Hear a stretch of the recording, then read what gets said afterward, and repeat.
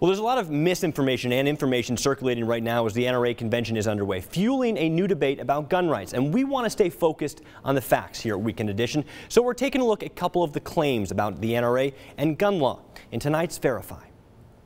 More than 80,000 people will pass through Dallas this weekend for the annual NRA convention. And as always, when it comes to guns, that means controversy. So we're looking to clear up some of the confusion surrounding the NRA and gun law.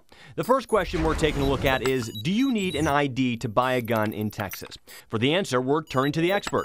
Tom Crowley is a retired ATF agent.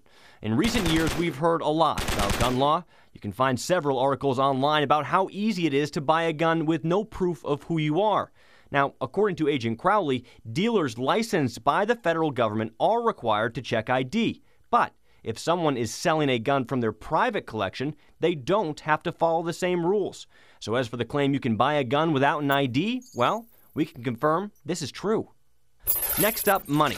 When the NRA makes headlines, oftentimes it's about money. Huge political donations, record fundraisers. So that brings us to our question. Is the NRA actually a nonprofit? Let's start with how the organization identifies itself. We're the most powerful civil rights organization. According to its website, the NRA is, quote, a nonprofit organization and filed this return with the IRS. It's a 501c4.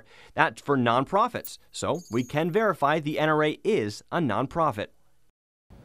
Now, you might be wondering where that money goes. The NRA says they're putting the charitable funds to good use. They have specific examples laid out on their website, one of which is its own legal defense fund.